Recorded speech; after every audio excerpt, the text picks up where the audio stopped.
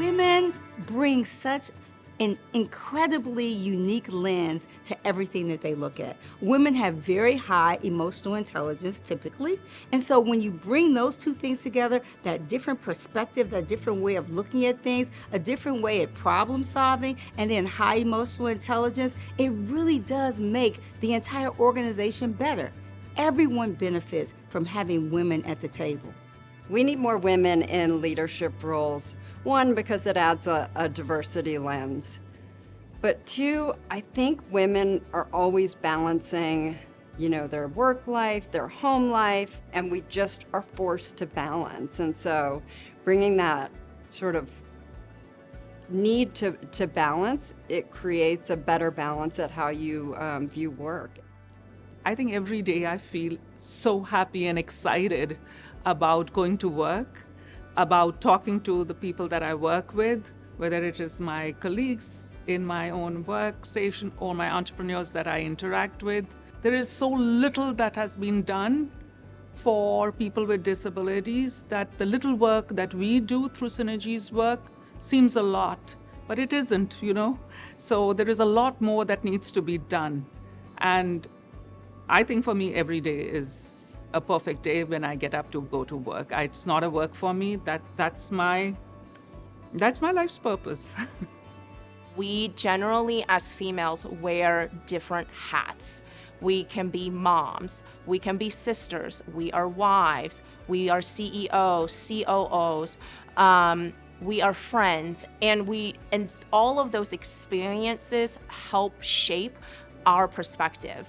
And it's one of the things that allow us to say, we've been there, we've done that, we've struggled with this. And it creates empathy, which is great for the workforce, because when you do have employees and you want to build a positive work culture, then females having been there, done that, will be able to offer their insight on how they've been able to succeed. Being a woman in a male-dominant field certainly has a lot of challenges. And I think the biggest challenge is being in a role in which there's nobody like you. So you're kind of seen as different and unique. And that, in of itself puts a spotlight on you. And I think you learn how to envelop that role and how to communicate well. So you put yourself in a position in which you're not looked at as the outsider, but really an integral member of the team. I am most passionate about the children of Atlanta, especially inner city kids. I'm passionate about the fact that I work with nonprofits and I help them to realize their dream. As a consultant, I am partnered up with different nonprofits who have particular campaign goals, dollars that they want to raise, and my company helps them do that. Opportunities in Atlanta have made me who I am. They've completely shaped who I am. Atlanta is such a special, special community, and it's all about the people. The people are brilliant. The people are talented. And because of the greatness in our people, they bring that greatness to all of the different companies, the small profits, the small businesses, the large businesses. And it is a community of people helping communities. And through that, it enabled me to have all these opportunities that I would have never had before. It was an opportunity to not only thrive in technology and in corporate America, but thrive also in women in technology. So I feel very blessed. Women by nature are creative and they're creators. We are innovative and we are resourceful. We're just wired that way. And some of those traits describe a natural leader. Women are able to bring so much to the table. And if a table is not made for them or a seat, they are creative enough to make their own table. I'm most passionate about leadership. If I learned nothing else during COVID-19 was that people matter. and empathy of people mattered, and the impact that you can have on someone as a leader is really, really important. I am looking at myself as a trailblazer, if you will, simply because there are not a lot of people who look like me, women or women of color, in this industry.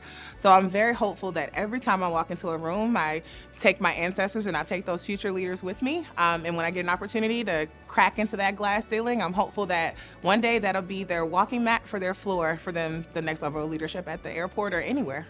I believe as women, we are told to be quiet or not to take up too much space or to sit down and look pretty. And I believe that we have a powerful voice and we have a lot that we can bring to the community, and our voices are important and should be heard, and we should never make ourselves smaller to make anyone happy. And so to me, I think that embodies a woman.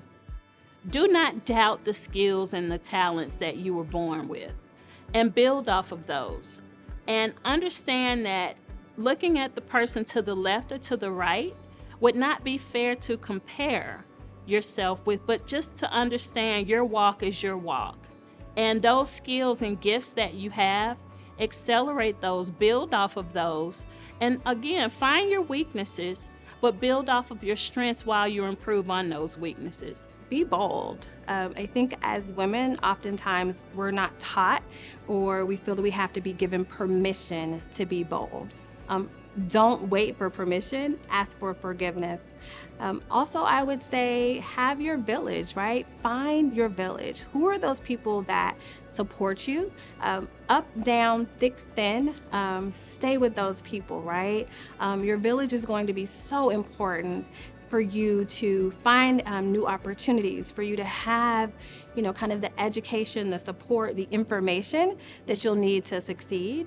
Failure is a part of life, and you are going to make mistakes. You are going to have to try again. Mistakes are proof that you are trying.